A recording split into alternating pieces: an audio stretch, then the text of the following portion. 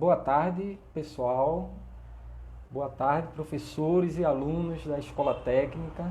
Estamos aqui na nossa página do Instagram, na TSM, para darmos continuidade ao projeto Segundas de Primeira, né, que hoje vai trazer a nossa professora de flauta, professora Eneida, né, que vocês conhecem muito bem.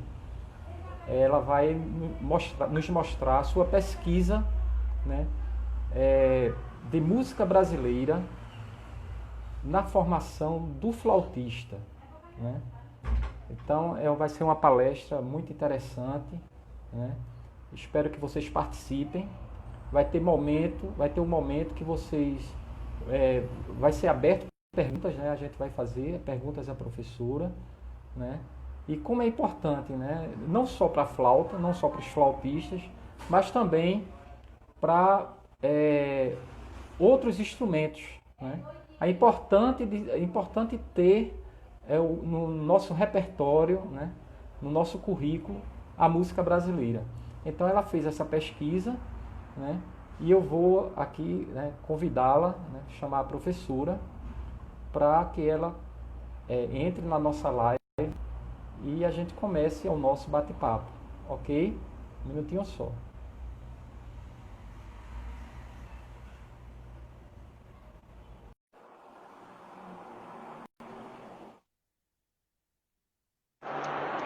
Olá. Boa Oi, tarde, professor. professora. Boa tarde.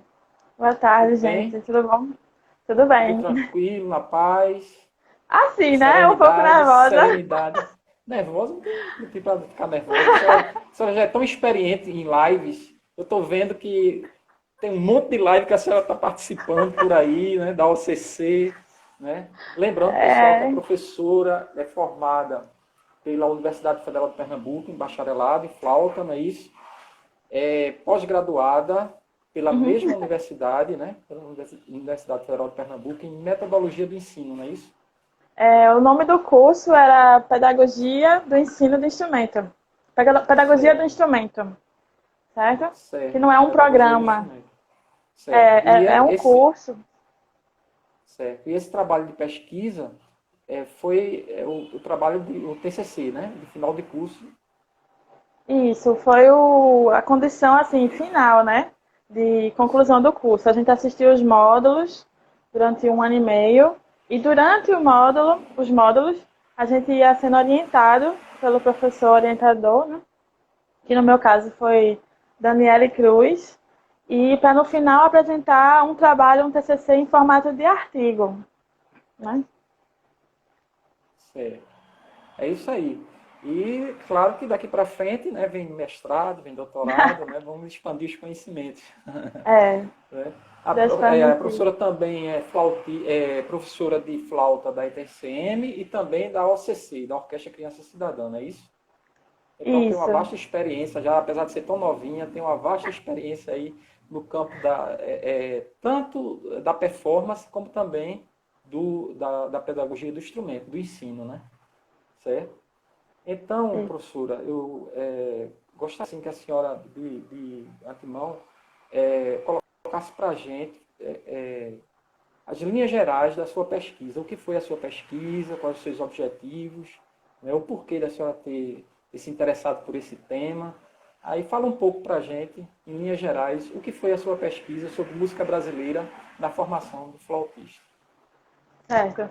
O título do meu artigo, ele terminou, né, como o repertório brasileiro no ensino de flauta transversa em um curso técnico no Recife, né, que eu fiz a minha pesquisa lá no centro, né, na escola que eu trabalho, que é uma escola também que foi onde eu comecei o meu estudo, né, eu comecei a No estudar lá centro da no escola técnica, centro. né? Isso.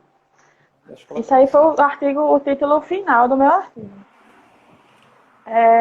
E assim, a gente procurou pensar, quando a gente vai se dedicar a um trabalho desse, sempre a gente ouve que é interessante você escolher um tema que seja próximo, um tema que lhe interesse, que você vai passar um tempo pesquisando aquilo. Então você precisa estar envolvido e interessado em se debruçar sobre aquele tema durante muito tempo, né?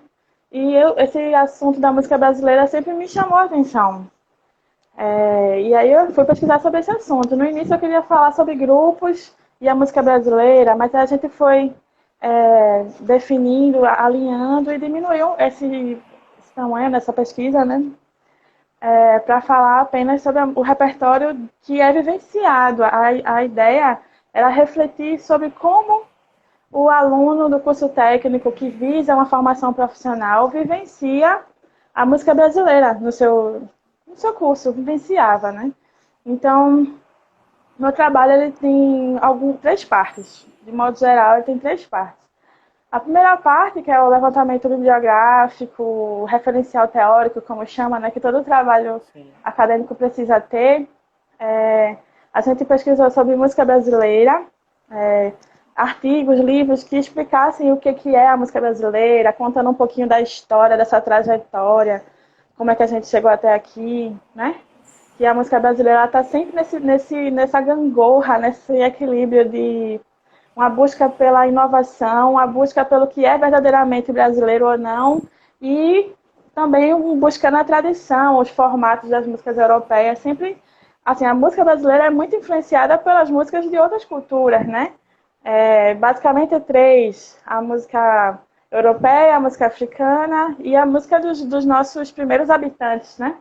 Da música indígena, mais para frente também pela música norte-americana, né? Então a gente fez um apanhado sobre essa parte teórica. Outra parte também foi falar sobre ensino de música, concepções de ensino de música.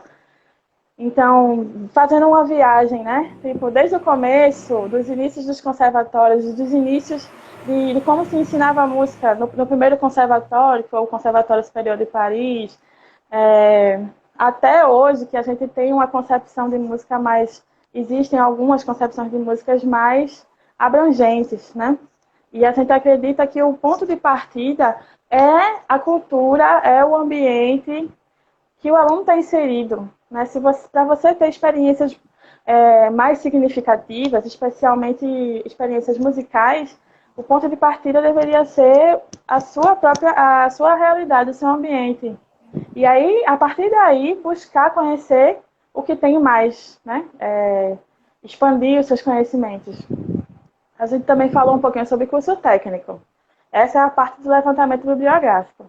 Aí depois a gente foi para a pesquisa mais assim, propriamente dita, vamos dizer, né, que a gente Pesquisa de fez. campo, né? É, pesquisa de campo. A gente aplicou questionários entre alguns alunos, que foram os alunos que terminaram o curso técnico de flauta transversa entre os anos de 2013 e 2017. A gente também teve uns questionários com os professores da escola e, assim, a gente analisou as partituras, porque quando eu entrevistei os professores e os alunos, eles citaram o repertório, citaram o que é que eles utilizavam, o que é que eles vivenciaram na vida dentro da escola. E teve outra coisa também, que foi o programa do curso da escola também. Então, basicamente, foram essas quatro coisas. E no final, a gente fez um apanhado e tentou conectar essas duas partes, né? As conexões entre esse repertório que foi apresentado e o que é importante técnica e musicalmente para um flautista trabalhar, para poder saber atuar no mercado de trabalho, vamos dizer assim. Aí, basicamente, é isso. Certo.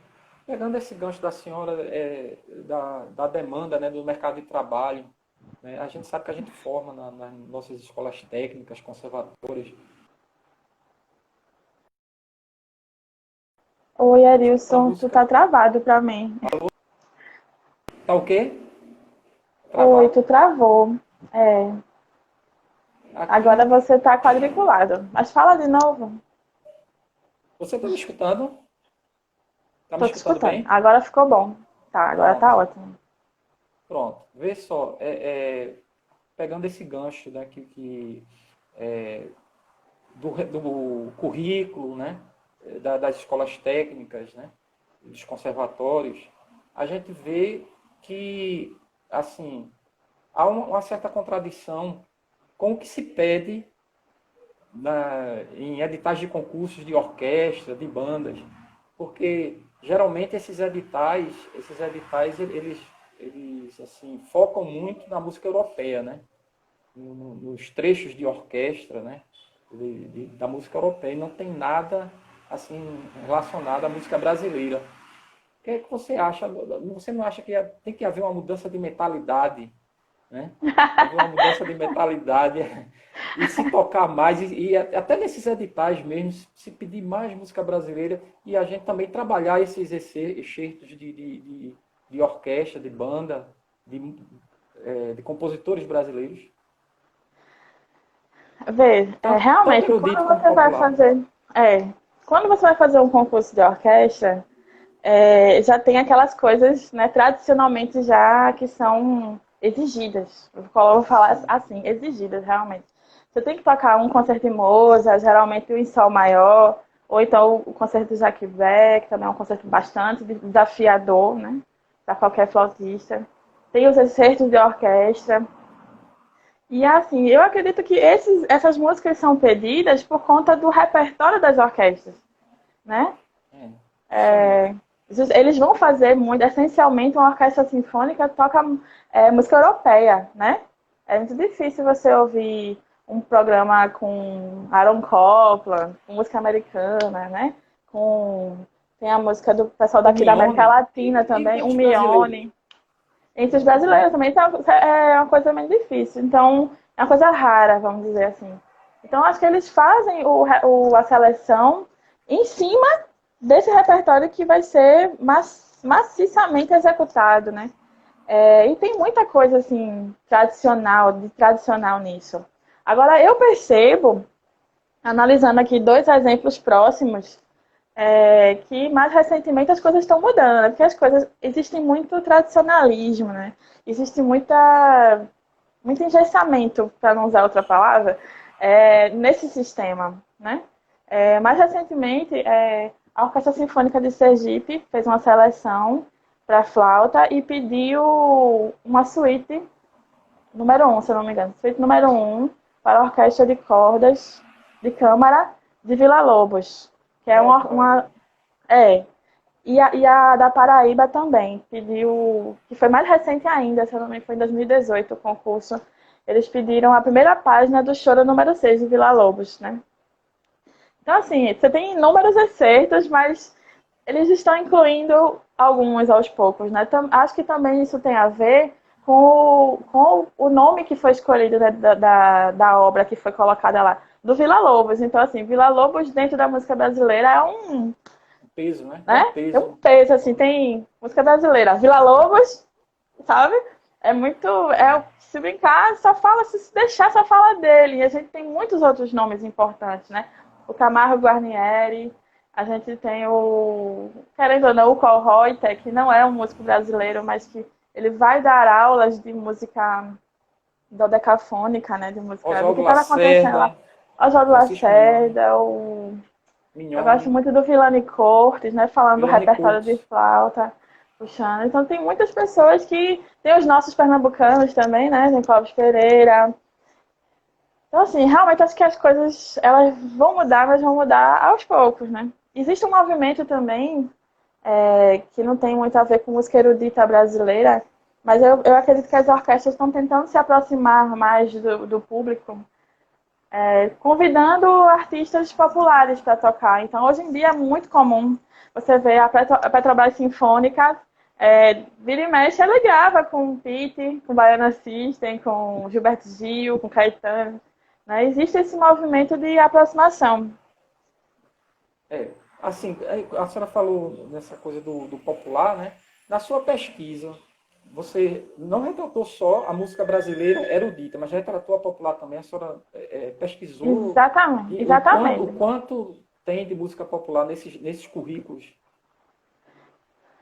No currículo não aparecia tanto, né? Quando a gente foi analisar o currículo, assim, só aparecia num semestre, né? E também não existia nenhum registro assim de uma exigência de que tinha que ter música erudita, música popular Música brasileira ou popular. música erudita no recital de conclusão do aluno. Mas com o conversar com os professores, com o diálogo e os questionários com os alunos, isso ficou muito evidente, que apesar de não ser uma exigência, mas eles vivenciavam, né? Muita Na coisa. prática Na vive. prática, eles acabavam vivenciando, de maneira formal, informal, os nomes mais que a gente mais conhece, né? Então, Oswaldo Lacerda, o Patapio Silva, o Choro. Sempre tem um aluno que, mesmo que o professor não passe, mas ele vai se interessar com o colega, ele vai trocar um método, ou vai ver um vídeo no YouTube de alguém tocando e vai se interessar. Então, eu quero tocar Pixinguinha, eu quero tocar Altamira. Então, isso é muito rico isso, né? Então, na pesquisa foi aparecendo isso.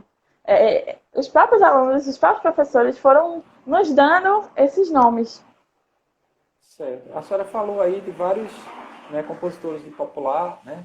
E assim, todos eles eram do gênero choro, né? Mas Isso. aí a senhora percebeu também outros gêneros, né? Que a gente sabe que o choro ele é muito forte na flauta, né? Tem uma É. importância, né? Tanto a flauta tem uma importância muito grande para o choro, como vice-versa, né? A flauta, o clarinete, mas os outros gêneros, né? Principalmente o nosso, né? Aqui de Pernambuco, tem alguma coisa nesse sentido de composição, do frevo, maracatu, baião, que foi trabalhado, Engraçado. que se encontrou. Esses gêneros populares que você citou aí, eles vão aparecer. Vai ser um recurso, né, dos compositores chamados de concerto, erudito, brasileiros. Eles vão se inspirar nessas manifestações populares para escrever as obras que a gente rotula, que a gente coloca como música de concerto, música erudita, né? Porque tem esse formato de estar registrado, de ser editado, né? E tudo isso. Realmente para utilizar a música de raiz, a música assim, apesar de estar tão próximo, tem uma distância. Como a gente está no ensino formal, dentro de uma academia, né?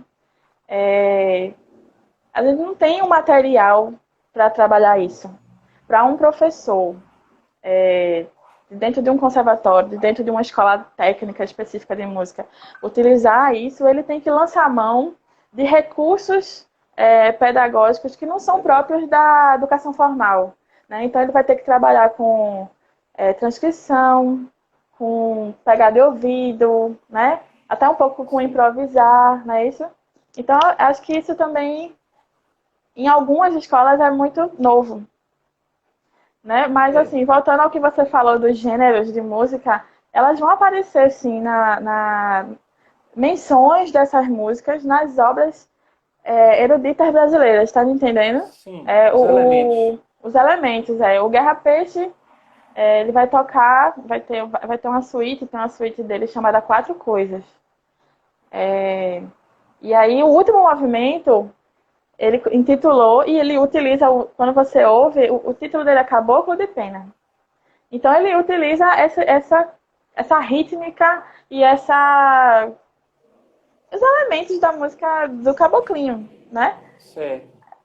Outra E coisa também que eu remeta, acho né? interessante, ele remete ao caboclinho. Já, aí você tem os improvisos do Camargo Guarnieri para flauta solo.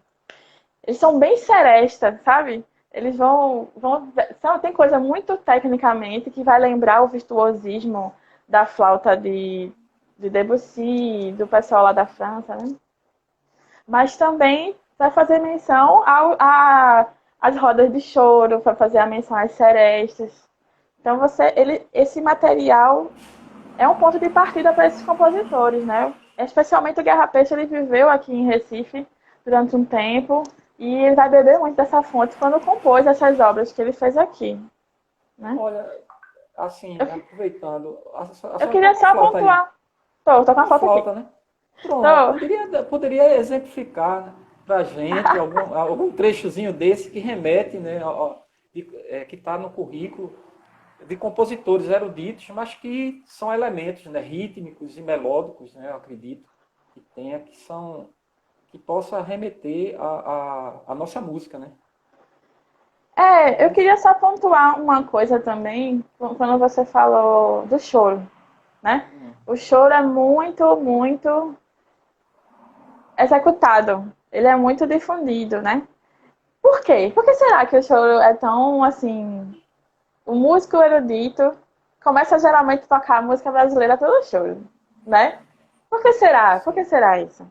Eu acredito que um ponto para a gente refletir é que existe muito material didático para você trabalhar o choro. Existe muita sim. pesquisa em cima disso, Registrado. sim.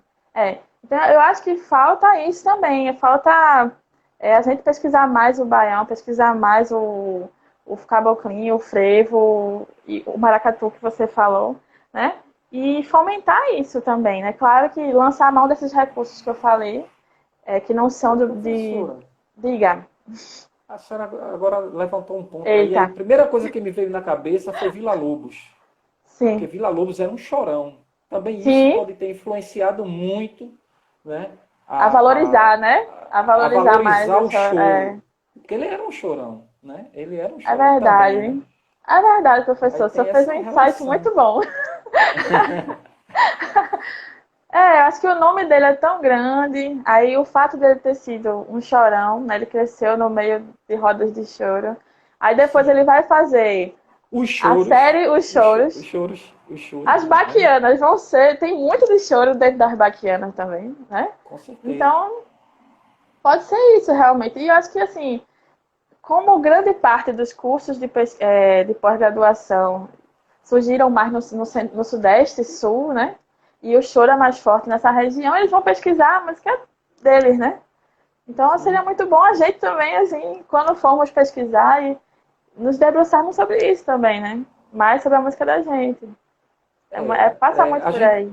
A gente tem um exemplo na escola, né, que é o professor Roque, né? Que Justamente, ele me lembrei muito da agora. fez agora um book, né, de trompete, né, com frevo, né? Com as composições dele, Justamente. que pode ser utilizado bastante Falando da linguagem do na frevo, escola, né? né? Falando da É, linguagem do frevo, como com certeza, executar. um material como esse aproxima muito, né? O, o trabalho do professor com o aluno dentro do ensino formal. Dentro Em do ensino base, porque formal. tudo passa por. A gente acaba usando livros, métodos, então a gente precisa de um embasamento. Quando a gente tem um trabalho como esse, é perfeito, é ótimo. Que isso aconteça Certo. com todos os outros gêneros. Com certeza. Eu já comprei o livro dele e já vou adaptar para o clarinete, né? Porque tem algumas coisas ali que dá para fazer, né? Um duo de clarinete, fazer um quarteto, né? É Colocar, verdade. porque é muito bom, né? Porque tem a linguagem do frevo, mas é uma linguagem do frevo que está registrado, né? Tá tudo escrito bonitinho, com articulação, com dinâmica, né? Então a gente pode trabalhar muito bem isso aí, né? Fica a proposta para a senhora também de futuramente Meu Deus, se deixar, fazer eu vou um. fazer várias especializações para pesquisar tudo que eu quero. Tá certo, mas vamos lá, vamos ver os exemplos, Exemplificar, né? exemplificar É, alguns elementos. Então, na parte final do trabalho, eu fiz 6 conexões apenas, mas a gente pode falar de mais aqui. É, 6 conexões entre o repertório de música brasileira. Por que, que eu chamou de música brasileira? Por que, que a gente decidiu chamar assim? Porque não é música popular nem música erudita, mas é música composta pelos compositores brasileiros, certo? E basicamente tem duas formas desses compositores utilizarem essa música, esse material nas músicas, né? Eles podem mencionar, assim, usar literalmente ou utilizar elementos, fazer alusão ao ritmo, fazer alusão a uma melodia, certo? Então eu vou tocar aqui primeiro um trechinho. Peraí que tem muita coisa aqui. De um quarteto, no quarteto para flautas transversais, que é do Oswaldo Lacerda, né? Que o título é Variações sobre Tutu Marambá. Ele pega uma cantiga de roda, uma coisa do nosso folclore, e ele vai usar literalmente e depois vai fazer as variações, né? Que é uma coisa, um recurso muito comum na música brasileira, né? As cantigas de roda, as brincadeiras, então tudo é muito cíclico e vai muda um Sim, pouco e volta. Então ele faz uso desses dois recursos no caso, né?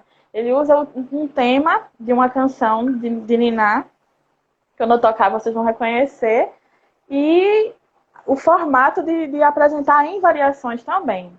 certo? Eu vou tocar só o tema. Aí vocês me dizem como é que a gente conhece isso aqui, que não é Tutumarambá.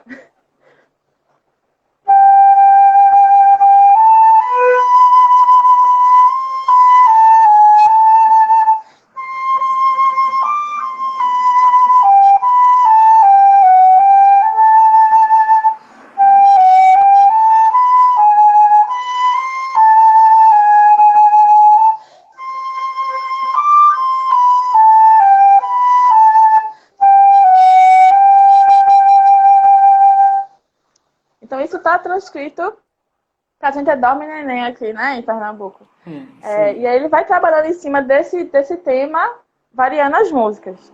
Outra forma de aparecer é você pegar um elemento, por exemplo, o uso de um gênero, né? De um gênero. Então eu falei antes do Guerra Peixe, o Caboclo de Pena dele, né?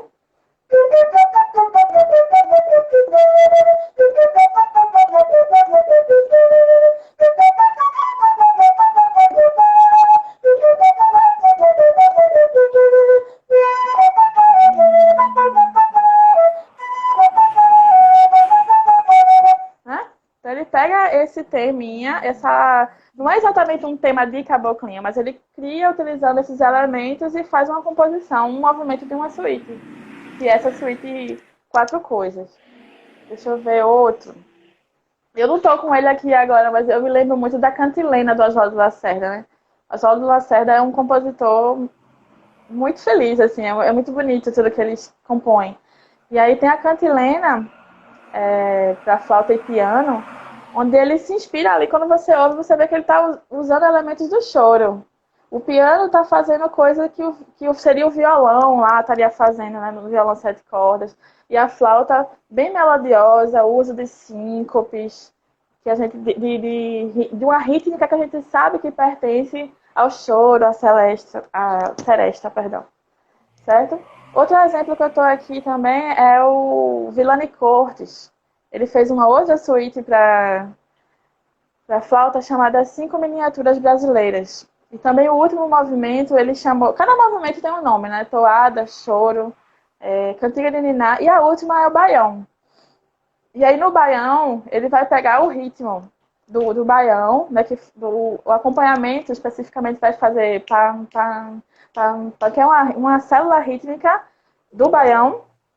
E vai utilizar a síncope na flauta também, né? Não sei se você conhece esse movimento aqui.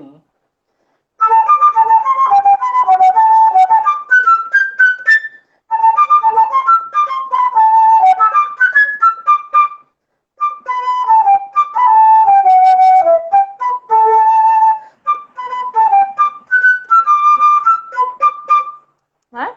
Então ele transpõe essa coisa, ele não imitou nenhum baião já existente. Sim. Ele não fez um arranjo. Ele utilizou os elementos que a gente conhece, o 2x4, a célula rítmica, e fez uma composição, o último movimento dessa suíte. Certo. Isso é muito legal, né, professora? Porque o aluno, ele começa, ele já tem isso, assim, a gente costuma dizer, no sangue, né? Então ele se identifica com uma melodia nordestina, né? Aquele modal, a segunda que a senhora tocou, acho que foi de Oswaldo Lacerda, né? Que era modal. Foi Guerra Peixe. Guerra Peixe, né? Que tem a de Guerra Peixe, isso mesmo. Que tem aquela melodia nordestina, né? Isso, que também a música brasileira, principalmente a música nordestina, modal. É muito modal, né? Isso. E aí também um outro exemplo que eu ia dar era o Ernest Marlin com a sonatina, sonatina, né? Sonatina nordestina, que ele vai usar o modo, né? O falível.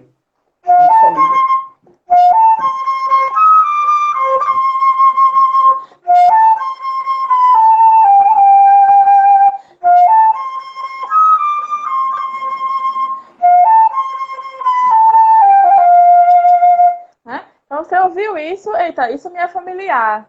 Você começa a se identificar com aquilo, identificar, Agreste, valorizar, né? Agreste. Luiz Agreste Gonzaga, Sertão, Luiz Gonzaga, né? tá E tudo aí aí, você né? começa acho que começa assim, né? Identificar, valorizar.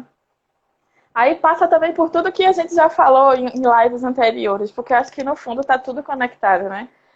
Você vai começar a se interessar mais a estudar, você vai organizar os seus estudos, você vai se sentir mais à vontade na sua performance de palco e vai ficar menos ansioso. Então Sim, amarrou tudo. ama- Entende? sim. Mas Mas passa assim, por tudo isso também. eu creio também que tem um lado também da dificuldade, né? Porque Sim, a nossa música também é um pouco sincopada, né? Tem muito de sim. síncopa, e a senhora percebeu isso observando com seus alunos mesmo, quando a senhora trabalha o gênero brasileiro, se existe uma maior dificuldade na execução, né, por conta desses ritmos mais sincopados, mais que não é feita a música europeia, né? Que a música europeia é mais Eu assim, acho que mais ritmo. tem dificuldades que se A questão da complementam. articulação também, né? A É, articulação que é aí diferente. você já parte para linguagens diferentes, né? A É, gente sabe que a técnica é muito importante. Tanto faz se eu vou tocar música erudita como música popular. Eu tenho que ter uma técnica boa. Se eu vou estudar, se eu vou me debruçar sobre aquilo, eu tenho que primar pela técnica, né? sim, Não é porque eu vou tocar música erudita que é popular que pode ser um som mais ou menos, uma articulação mais ou menos. Agora existem linguagens diferentes, né? A articulação sim. que eu vou utilizar no Moza não pode ser a articulação que eu vou utilizar no baião. E às vezes é uma coisa muito simples, mas isso não fica, sabe? Fica claro. Há Eu uma acho que é isso que dificuldade precisa. há uma dificuldade de diferenciar e a partir daí executar também, né? Há uma dificuldade de Isso. fazer essa diferenciação. Música é fogo, música a gente vai morrer, vai continuar estudando. Tem que É, sempre estudar, então sempre tem muita coisa nova e diferente. Então eu tenho que pesquisar como eu vou fazer isso, né? Tem que estudar mesmo. Não tem como. É diferente. eu Agora, também. a música erudita, ela pode ser tão difícil quanto a música brasileira, eu acho, assim, sabe? Hum, Em velocidade, em técnica, isso aí independe, são coisas complementares. As mas linguagens é que são diferentes. como a senhora falou, também é a falta de material didático, né? Porque quando, É. por exemplo, quando vai se trabalhar a música popular, né? Aí geralmente, aí você, sei lá, mesmo que você pegue uma partitura na internet, seja lá onde for, às vezes não vem articulação nenhuma, não vem dinâmica nenhuma, né? Aí fica meio complicado. Cada um executa de um jeito, não é isso? É E meio, não é só não existe um, articulação, né? Se você é, vai estudar vou falar de uma coisa que eu sei muito pouco, assim, mas se você for tocar a música dos Picheiros, né? hum, Eles não são nem tonal nem modal, se brincar, sabe? Você tem sim, a terça pura, né? Se eu não me engano, é esse termo que se usa. Tem uma terça que não é maior nem menor, então não é só questão rítmica. Tem que, além de ter material didático, de estudar, de pesquisar, mas vivenciar, assistir essas manifestações, né? E que elas nunca se certo. acabem, né? Tomara que elas nunca se acabem, porque isso vai se perdendo, a gente não tem como conhecer, né? Vai ficar só na lembrança. Certo. Só uma pergunta, uma curiosidade. Hum. Na sua formação como flautista, como se deu assim essa coisa da inserção da música brasileira e da música popular também? Acho que a música popular foi meio que curiosidade, assim. É, pegando um livro, um método com um amigo, alguma coisa assim. Eu comecei estudando música erudita, né? Assim, eu comecei estudando no centro. Meu primeiro professor foi Rogério Ascioli. E depois de um tempo eu fui para o Hum, conservatório. E a gente deu bastante ênfase para a questão da música tradicional, de concerto, erudita e tal. Mas informalmente a gente fazia, e eu também ia atrás de muita coisa assim, de pegar um livro de choro, a gente fazia grupos de flauta, né? Acho que a primeira música que eu toquei, assim, lendo uma partitura que seja brasileira, deve ter sido o Evocação número 1, que ele tinha um arranjo lá para quarteto de flautas, e a gente fez para apresentar numa audição. Assim, bem tranquilo, bem despojado. Aí depois que eu fui para a universidade, aí eu fui fazer bacharelado, fiz a licenciatura primeiro, mas já de olho no bacharelado. Aí quando eu fui para o bacharelado, a minha professora, que foi Conceição Bank, que a gente chama de Conchita, ela tinha não sei se eu posso chamar uma metodologia, mas ela tinha esse costume de todo semestre a gente trabalhava uma obra da música tradicional, do repertório, né? Utilizando os métodos também, Tafanel, Altés, a gente usou isso tudo. Aí, paralelo a um bar, eu conheci, assim, Ernest Mali, eu fiz Camargo Guarnieri, Breno Blaut. Depois eu tive contato com outro professor, também, Newton Pereira, e ele também fez a mesma coisa, né? Então foi assim. E aí eu achei que quando eu comecei a dar aula, quando eu comecei a trabalhar como professora, eu achei, poxa, tem música muito difícil, né? Quando você olha para esse repertório, ele é um repertório pesado, né? E tem muita coisa que às vezes deixa de ser executada por ser tão pesada. Mas eu disse, não, eu acho que tem coisa que dá para a gente utilizar. Tem coisa que a gente dá para contextualizar dentro das aulas do nível técnico, né? De um curso de nível técnico. Certo. E aí eu É, comecei a utilizar outras coisas. professora, tem umas perguntas aqui bem interessantes. Eita, O pessoal manda aqui as perguntas. Aí, primeiro, a Lúcia, né? A Lúcia está perguntando aqui como surgiu a flauta, quando e onde, né? Como surgiu. Aí que você desse uma explicaçãozinha certo. rápida. A flauta a gente acha assim que depois do tambor é o segundo instrumento que apareceu, né? É um instrumento pré-histórico, na verdade, que a gente acredita que surgiu há, sei lá, 40 mil anos atrás, 35 mil anos atrás, e provavelmente deve ter sido com um osso de algum animal, né, ou até mesmo de um ser humano. Aos poucos ela vai evoluindo, evoluindo, e chega, ou se transformando, né? Evolução é um termo meio. Se Sim, transformando, as coisas vão se transformando, o tempo vai passando, e ela começou a ser feita de madeira, né? A gente sabe que no barroco a flauta vai. A flauta não, né? No barroco vai ser assim, o apogeu da música instrumental. Começar a ser escrito músicas para instrumentos ou para formações apenas instrumentais. E aí começa daí o repertório da flauta, que a gente estuda nas escolas específicas e na universidade.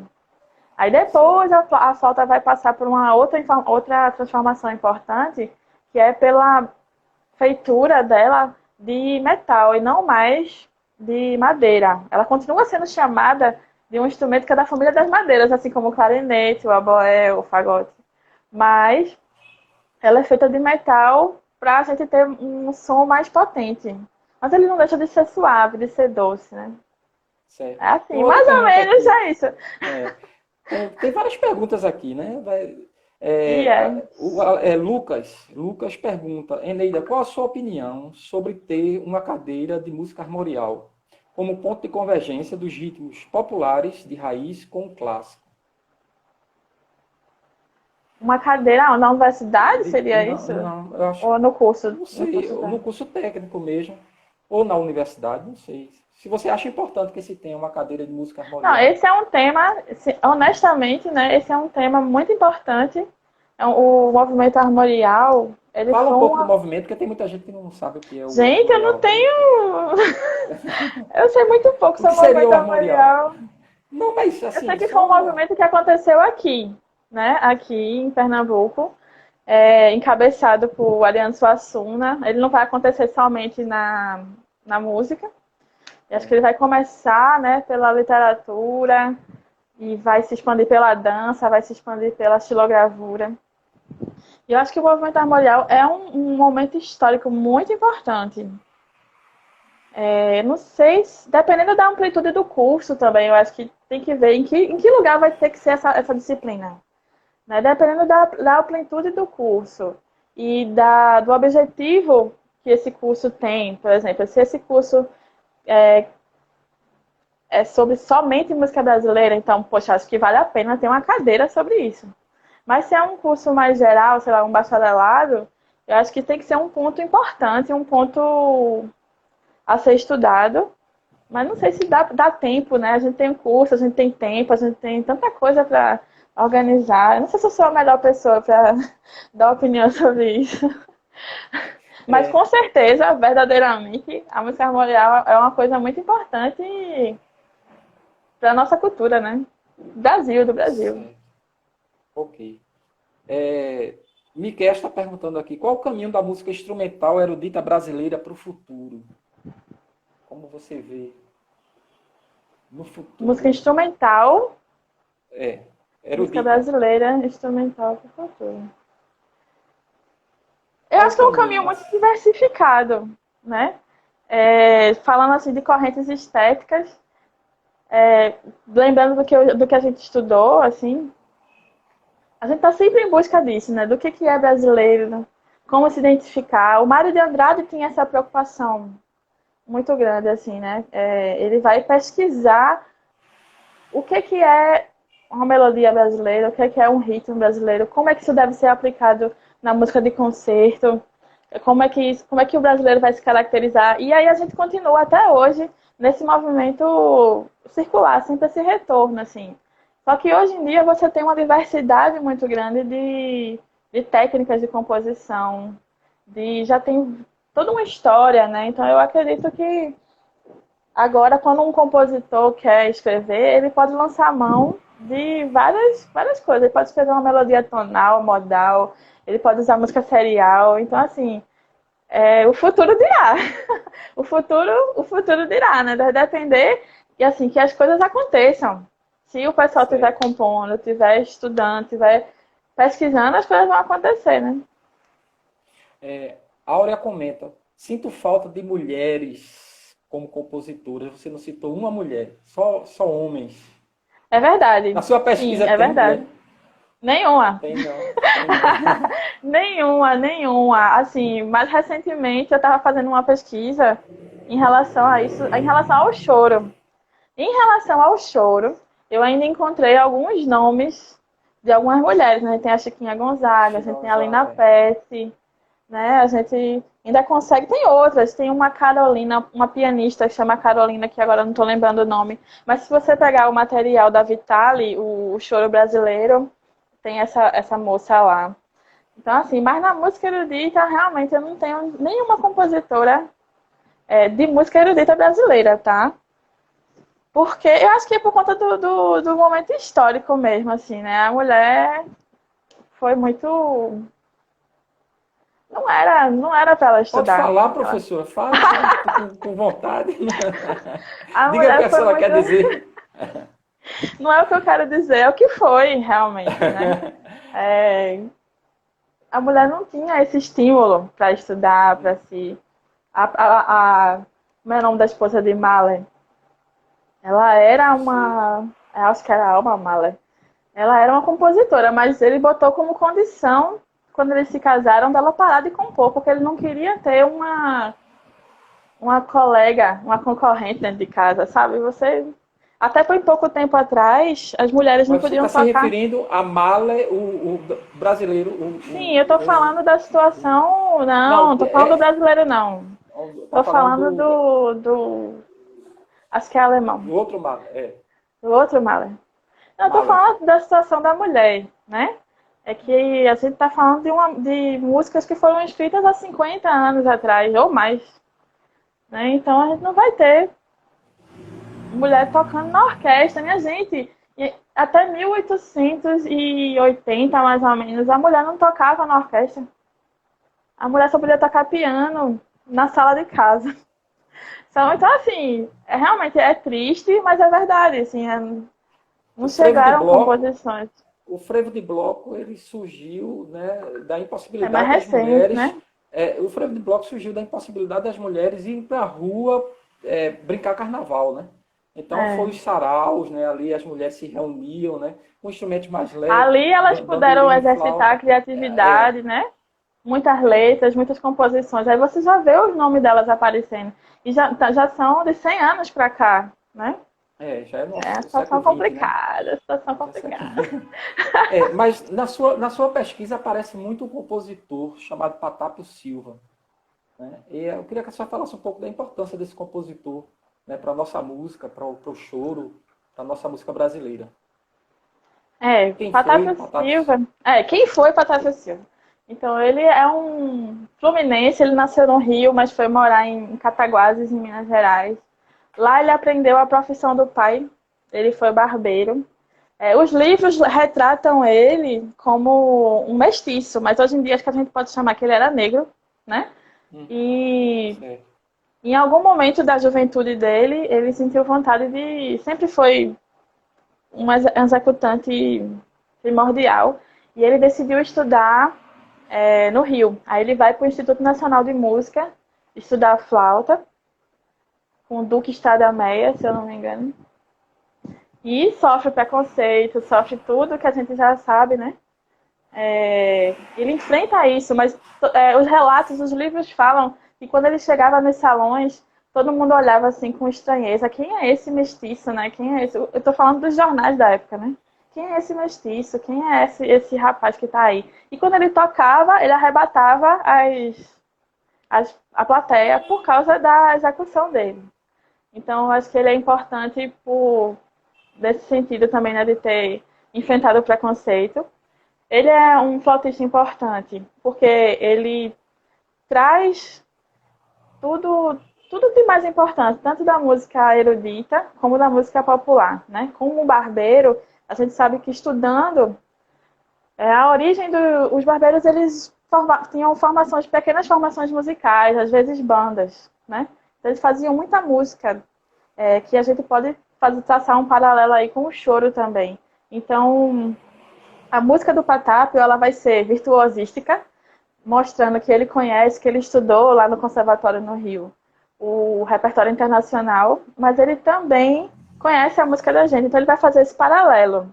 O Toninho Carrasqueira, no prefácio do livro de Patápio, né, que é uma edição com as obras dele, ele vai falar que ele traz o legado de Joaquim Calado, que é o pai dos Chorões, e do Reicher, que é um alemão que morou no Brasil, que veio para a corte, junto com a corte de João VI, que veio para o Brasil, né, e trouxe a primeira flauta de prata. Então, ele traz muita coisa junto, né? O Patápio ele é muito importante por conta disso. Outra coisa também, assim, ele foi um dos primeiros brasileiros a ter sua arte gravada. Ele foi convidado pelas casas Edison para fazer a gravação das obras dele e das obras que foram dedicadas a ele e músicas eruditas que ele gostava de executar nesses salões, né? Quando ele tocava lá no Rio de Janeiro também. Então, Certo. tem tudo isso. E fora o material, a gente volta para a mesma questão que falou lá na frente, né? Lá atrás, quer dizer.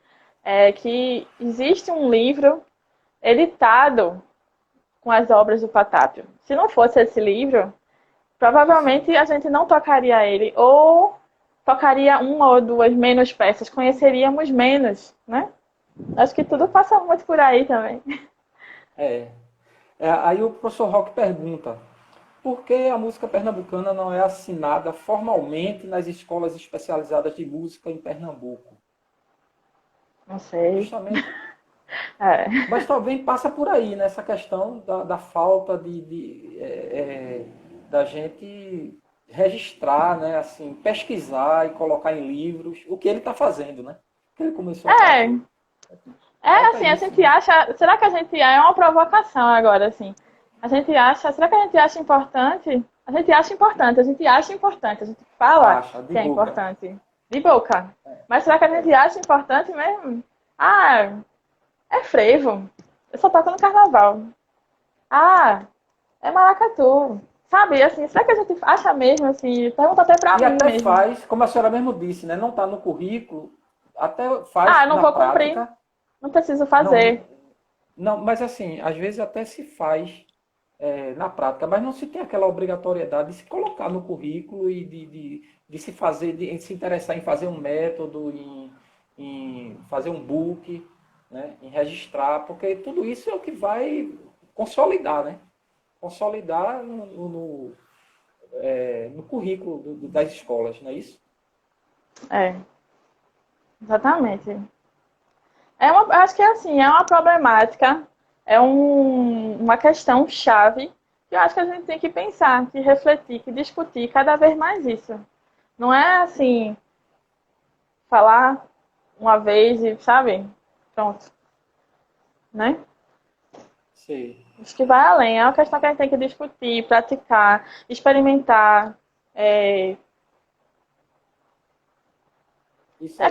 é complicado derrubar 300 anos de colonização, 300 anos de um ensino formal, conservatorial. É de complicado. É. Mas eu acredito que aos poucos a gente pode ir modificando isso, assim. São debates como esse, né, e pesquisas como essa que fazem É, com que as coisas vá mudando, né? Aos pouquinhos a gente vai justamente, plantando, não é verdade? justamente, para fazer o meu trabalho, eu tive que pesquisar quem já tinha pesquisado sobre isso. Se não tivesse material escrito, eu não conseguiria fazer uma pesquisa, né? Certo. E também no final do trabalho a gente fala, na conclusão, que as considerações finais, que ele sirva para novas pesquisas, né? Que é um contínuo. Certo. Ô, professora, a gente já está quase no finalzinho, mas a senhora preparou uma peça para a gente, não foi? Sim, foi. Você tocar? É, assim, Pô, é, tem algumas perguntas aqui ainda, mas eu assim peço ao pessoal que compreenda, né? Porque a gente já só tem uma hora mesmo batido de live, aí não pode passar. E eu posso endereçar as perguntas depois para a professora tá certo. É bom que pelo me ajuda a WhatsApp, pensar em outras tá coisas. certo?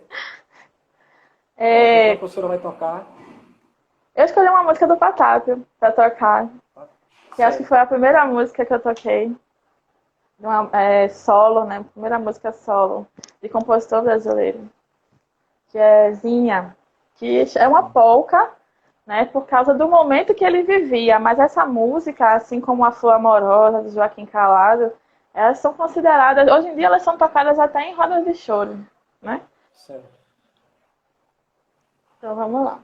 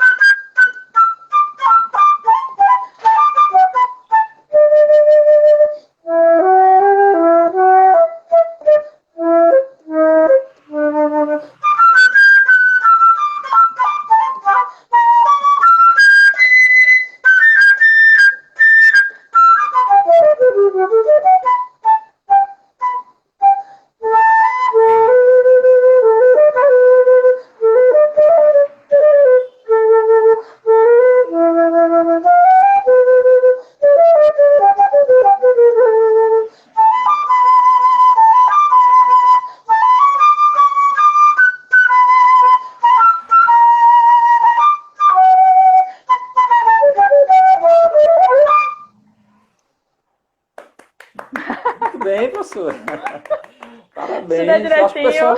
Acho que o pessoal em casa tá tudo batendo palmas. Pois Tá certo? é, dá falta, sente falta, né? Assim, Desse calor humano, das palmas, né? Há quanto tempo é, que a gente não sente tá as difícil, palmas, viu? né? Tá difícil. Tá Mas, difícil, até minha professora, flauta tá reclamando já. pronto, tá faltando só 2 minutos para a gente acabar a live. Eu gostaria que a senhora desse as considerações finais, né? E já Eu, agradecendo. É, eu quero agradecer a você, né, pelo convite, e a escola, parabenizar a escola pela iniciativa, né? De que é necessário a gente fazer alguma coisa nesse momento. Agradecer a todo mundo que apareceu aí, que deu um alô, que mandou a força, que mandou as perguntas, tá certo? É isso. E espero que a gente se veja logo, em breve, de uma maneira segura, né? com Quem puder, certeza. fique em casa. Tá certo. Hashtag fique em casa. Tá bem. Então, eu gostaria de agradecer a todos que estiveram nessa live, certo? E dizendo a vocês que a gente permanece todas as segundas-feiras com o projeto Segundas de Primeira, a partir das 16 horas, né, sempre trazendo o professor da nossa escola, né, que tenha trabalhos na área de música, né, para a gente trocar umas ideias, né, para a gente bater um papo de forma bem descontraída. Tá certo? Então, agradecendo a todos, uma boa tarde, certo? Eu vou encerrar aqui a live para deixar ela gravada. Tá ok? Boa Beijão, tarde. Eneida. Boa Beijo, tarde. pessoal. Até Tchauzinho. mais. Até mais.